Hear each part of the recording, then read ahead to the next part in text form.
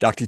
Tony Nader brings a rare combination of scientific credibility and practical wisdom. He earned his MD from the American University of Beirut, completed clinical training at Harvard Medical School and Mass General, and received his PhD in brain and cognitive sciences from MIT. He's the global leader of the Transcendental Meditation Organization's president of Maharishi International University, the author of the New York Times bestselling Consciousness is All There Is. His newest book is The Power of Caring: Who Cares, Why It Matters, and How Conscious Caring Creates a Fulfilling and Connected Life. Welcome back to the show, Tony. Wonderful to be back with you, George. That's great. Yeah, it's great to see you again. Refresh our memories. Tell us a little bit about your personal lives, more about your work, and why you do what you do. You said what I am right in terms of education now. I am in the Transcendental Meditation program. We have centers and clinics and different activities in more than 150 countries. We teach healthy living, alternative medicine, but in support of course, modern approaches when it's needed, diagnostics, etc., mainly prevention oriented. And my interest is in consciousness and its application, basically to make life better in every way possible and available to us. Which is a beautiful thing. So the new book is about caring, and the universe is conspiring to bring us together. And I, in researching the new book, it's such an interesting timing because I was just personally thinking about caring and what that really means. And now here we are. You're obviously thinking about it a lot lately too. Or is it something that's always on your mind? Why write a book about caring now? It has always been on my mind because caring has many dimensions. Of course, when we say I care about something or I care to do something, it's really the intention to do something that comes from within, and then we do it. But there are things we care about that are reflexly there, automated. We care about breathing, we care about eating, we care about being happy, we care about, what maintains us, what allows us to grow. And, these are wired within us already as human beings to care for things already automatically, autonomically, and this is available also in the whole animal kingdom and species. We see, mother duck caring for the baby ducks and caring, they are protecting themselves. Things protect themselves, so they care. And that is something very instinctive. And we know that when people care, actually, there are reinforcing factors that happen. For example, you get dopamine release that reinforces the desire to care. It gives you more pleasure. You get oxytocin release, which is a bonding hormone. You have different changes in the parasympathetic nervous system. So caring is built in, and it has a very powerful evolutionary factor. But when we're stressed and strained, that level of care becomes based on some reflexes, some fears, some anxieties, etc. And then there is the other side, which is, of course, the do's and don'ts. You should do this, you shouldn't do that. And both are helpful and important, but they actually limit us in terms of either reflex or performing care, performative care. What we are really looking at, and that's what I highlight in the book, is conscious caring, which is different. Conscious caring is when you are able to assess the situation fully, look at it from a broad perspective, and allow it to happen from something deep within. And what I have found is that this actually is very satisfying, evolutionary. It's like a technique also, how you care about things, how you do things. When you want to have a business, you care to open the business. So how do you care? From which level you are taking your care? And, when we see the world, I see also many people caring too much and getting exhausted, or caring too little, feeling isolated. I see, overwhelm. I see confusion in this field. And there are big questions about who cares overall, does the universe care, etc. And so I thought this is a very important topic to really look into so that people make decisions from a very deep level of broad comprehension, of inner stability, and give techniques of what to do under different circumstances. I love it. There is the instinctual biological imperative that I need to care about if I want to keep myself alive. I'm hungry. I care. I need to eat. I'm tired. I need to find a way to lay down and sleep. And then there's the conscious caring, which is I have my needs met. I have the space to be thinking about things that I want to invest in, people I want to invest in, and I care to grow things or to help others. And then within that, I can burn myself out and do too much and care too much and be unhappy or be alone and feel isolated because I just am not caring enough. Exactly. And this the book doesn't actually ask us to care more. That's why there is this balance between caring too little, caring too much, what to care, when to put our energy.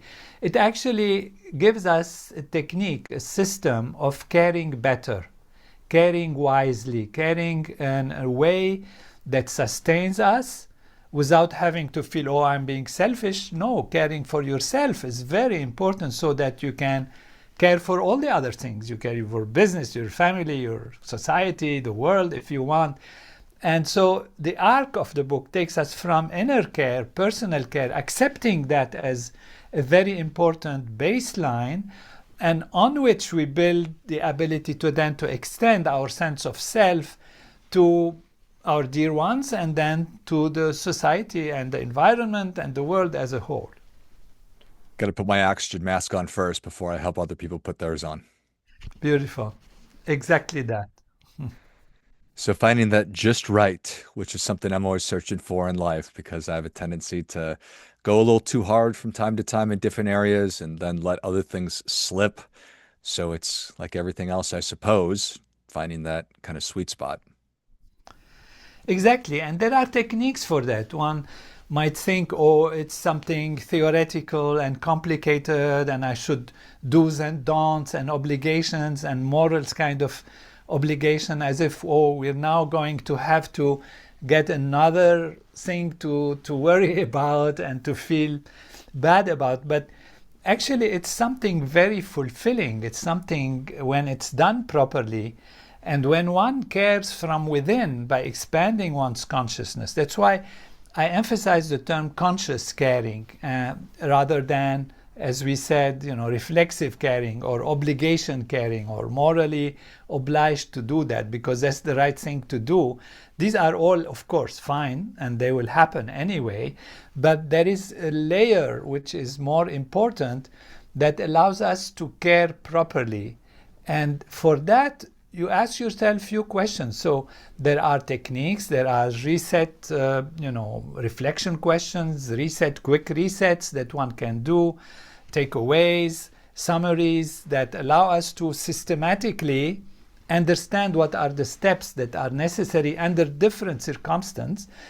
Could be, family life, could be relationships, love, loss, friendship, divorce, crisis, whatever.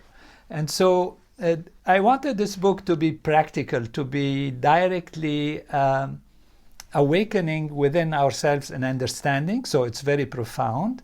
But on the basis of that, what to do? What do I do about it under this circumstance or this situation? Which I appreciate very much because anytime I hear somebody to tell me to just do this or that, well, if I don't know how to do it, then I can't just do it. So I appreciate frameworks and tactics to be able to find this because I think it's so important. If you don't mind, I'd just tell you the sort of the brief story about what got me thinking about it. Because I've always been a pretty caring person and an invested person in my community. I've served on boards and I've been the president of associations and I've coached and I've mentored. And then sometimes I resisted taking on more mentees. And I always thought about, well, maybe I'm being selfish. But then it sort of realized that maybe it's that I do know myself well enough, so I don't want to spread myself too thin and give too much of myself and burn out. And I'm still kind of grappling with that. Yeah, it's an obvious question, where we have to realize that we can only give what we have, and that caring for the first home already, the body, is our home. So you can say you are inhabiting a certain structure, and that structure, in order to be maintained, it has to be cared for, it has to be attended to. You don't take a car and then it runs out of fuel and you say the car is selfish, I have to stop at the gas station to fill it up again. No, that's a very natural automatic thing, and it's the same. Our body needs care, our mind needs rest and attention, and then we have the strength, the energy to be able to care for others. So care is building on a spiral rather than a thing where each level builds on the other, each level builds on the other. And the first level is ourself. And that is not selfish. That is the basis of caring properly when we want to extend that care beyond our just personal individual. So prepare yourself, pull the arrow back, and then you can hit the target. What do we stand to gain? What do I get as an individual if I can maximize my physical vehicle and give myself everything that I need to be performing at a high level, and then I can look outward? Why would I do that? Well, ultimately, it's because it's, the nature of life is to grow and to expand. That's why we all want to have friends, we all want to have community, we want love, we want connectedness. And our generation today is facing a problem of solitude and loneliness and all of that. And so these are very important aspects because of overwhelm, because of the outrage about what's happening in the world and situations in society and all of that. And so we ask ourselves, what do I have to care? What do I care about? Should I care? And if I care, do I get overwhelmed and burn out? Or should I not care and go into kind of avoidance?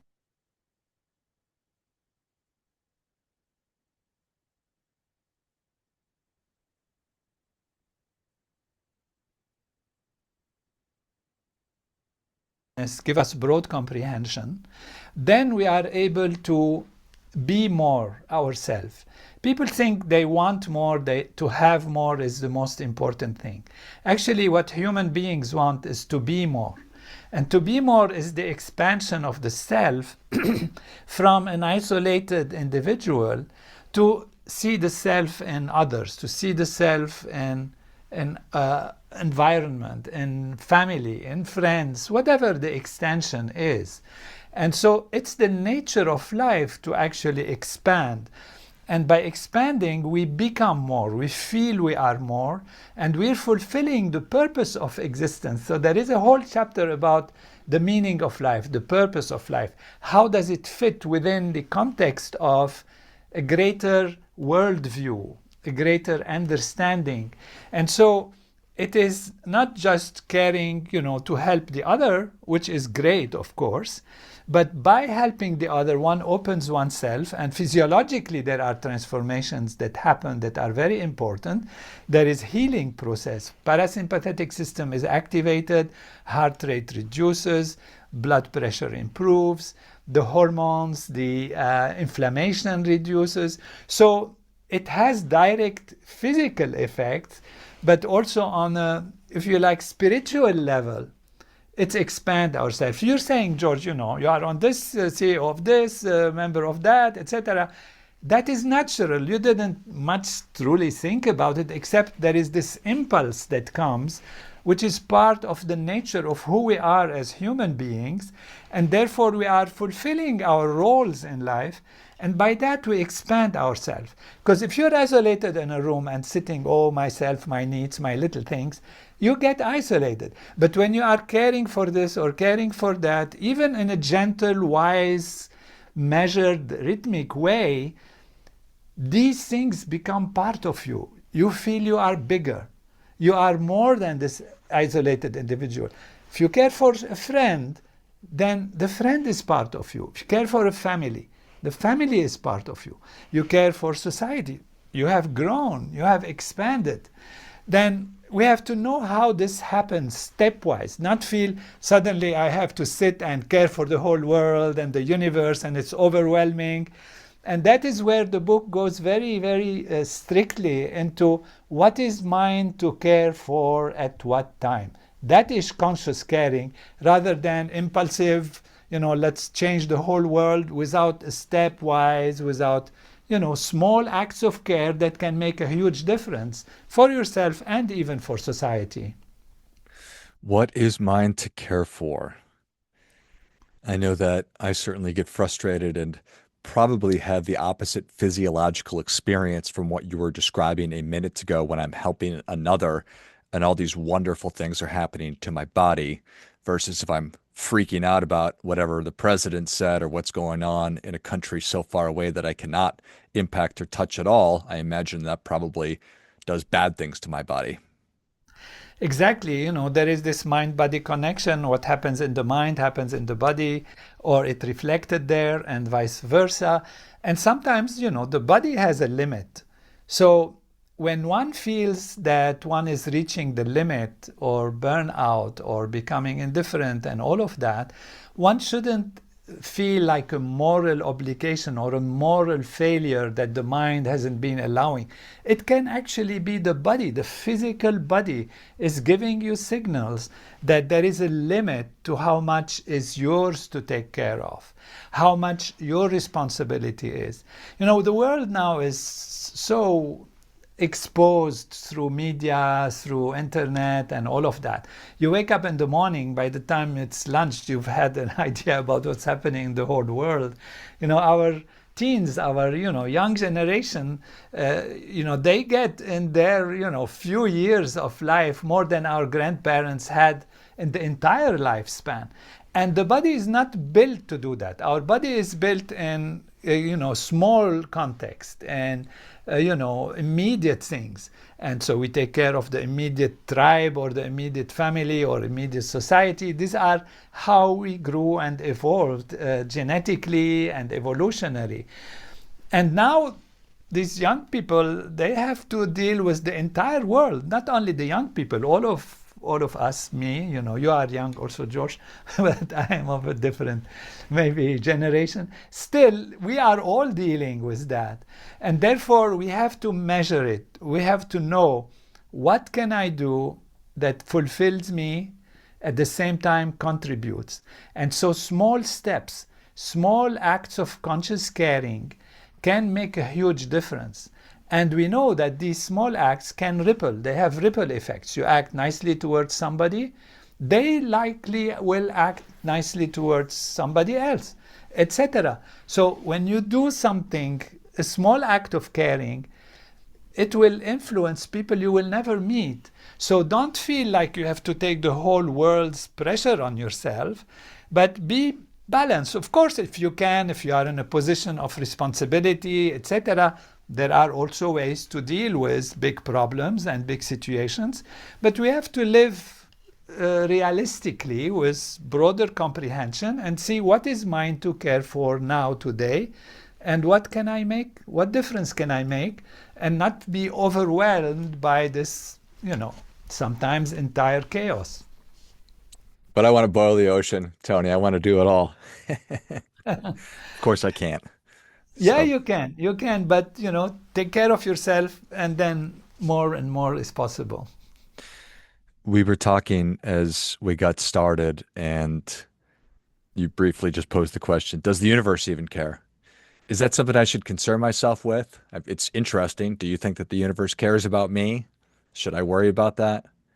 Yeah, that's a big question. It's a philosophical question which I discussed to some extent in my first book, Consciousness is All There Is. It's like, what is your worldview? What do you see the world as? Is it random occurrences, things are happening randomly? We know that there are laws, so therefore are the laws deterministic, which means the big question is, why are you telling me to care if everything is predetermined and every action leads to another reaction? So if I go back, I have no choice. So this comes into the sense of freedom, of choice, ability to choose, and the setup of the worldview. And what I present as a worldview is a unified field of existence that actually manifests in multiplicity, and it maintains its balance through, what we know in physics, action and reaction. You push on a door, in fact, it pushes on you. You create a positive charge, there is a negative charge that balance it, and create matter, there is antimatter. All of this, you spin in one direction, there is another spin in the other direction. These are automatic part of the structure of the universe. That's very important to know. So what I say in the book is that the universe doesn't really care in the sense of somebody sitting there and checking and caring and favoring this or favoring that, or deciding now and deciding there. That's a possibility. Not one has to look at what makes sense to them. But if there is law and order, and there is structure, and there is action and reaction, and there is balance, then the universe cares more like, I would say, a song cares to be in tune with the orchestra or with the music. And that is automatic. And therefore, every action has a reaction, has a response that comes from it.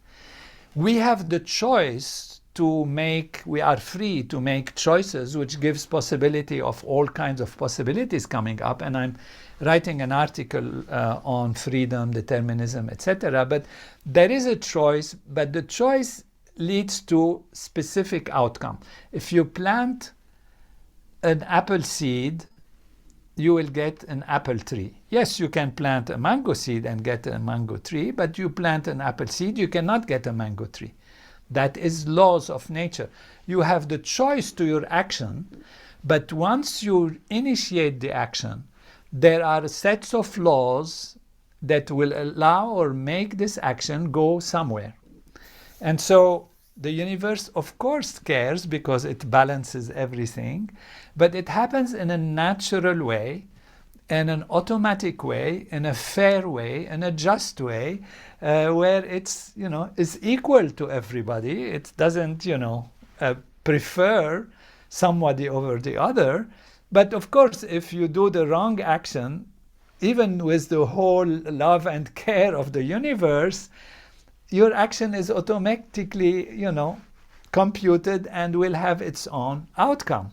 You plant a seed, what seed you plant, that's what you sow. As you sow, you will reap. Thank you. It strikes me that if determinism were real, then why would I care? I don't have any influence on it. So what you just said makes sense to me. Yeah, freedom is real. Freedom is real. I'm a big proponent of, there are some scientists who wants to be rigid about, laws and laws and laws, and therefore where is freedom? Because you are, action. So laws are there, but we have still freedom. And I explain why in this worldview.